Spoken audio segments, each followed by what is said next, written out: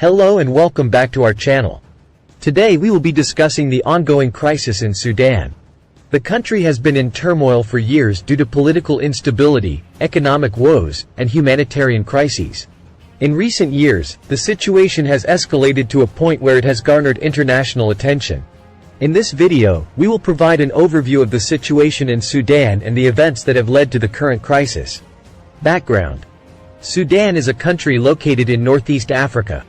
It gained independence from the United Kingdom in 1956 but has since faced numerous challenges, including civil wars, ethnic conflicts, and economic struggles. In 2011, South Sudan separated from Sudan to become an independent nation. Since then, Sudan has been in a state of political and economic instability. The crisis. In December 2018, protests erupted across Sudan due to a rise in bread prices and deteriorating economic conditions. The demonstrations quickly spread throughout the country, calling for the ouster of President Omar al-Bashir, who had been in power for over 30 years. In April 2019, the military removed Bashir from power and established a transitional military council to govern the country. However, the protests continued, demanding a civilian-led government. In August 2019, the military and civilian opposition signed a power-sharing agreement to establish a transitional government, with a civilian prime minister and a military leader as the head of state. The transitional government was tasked with leading the country to democratic elections, which were scheduled for 2022. However, in October 2021, a military coup led by General Abdel Fattah al-Burhan ousted the civilian government and declared a state of emergency. The coup was met with widespread protests and a general strike. The military crackdown on protesters has led to the deaths of hundreds of people, including children. The political and social climate in Sudan can be unpredictable and volatile, and it's essential to know what to do in case you need to evacuate quickly. Step 1. Stay informed. The first step in preparing for an evacuation from Sudan is to stay informed.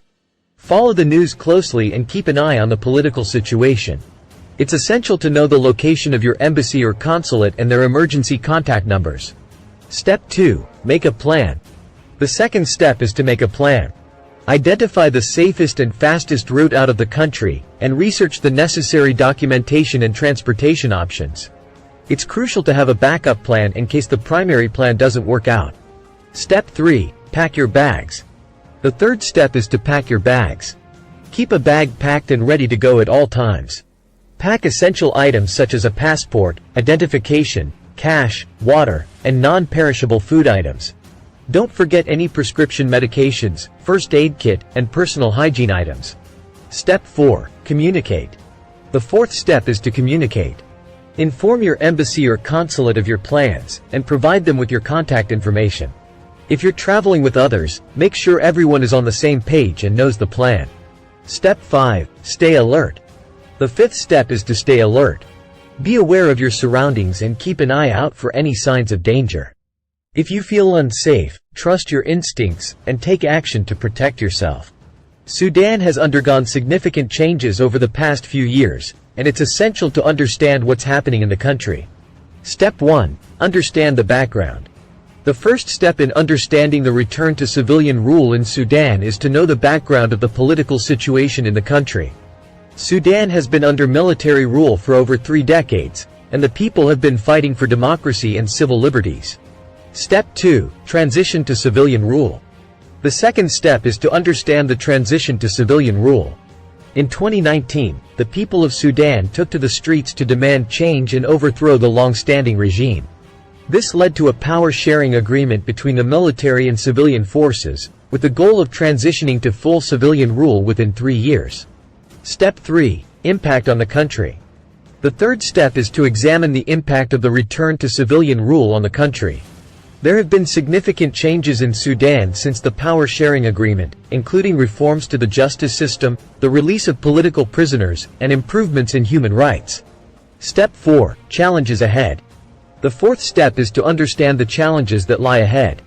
The transition to civilian rule is a delicate process, and there are still many challenges to be overcome.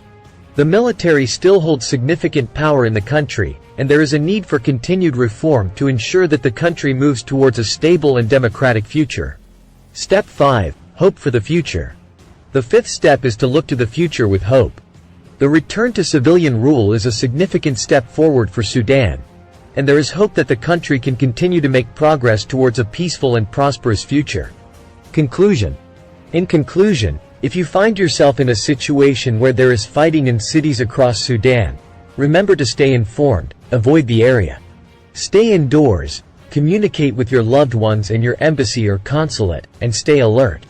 Above all, remain calm and focused, and take the necessary steps to ensure your safety and that of your loved ones. Thank you for watching, and stay safe.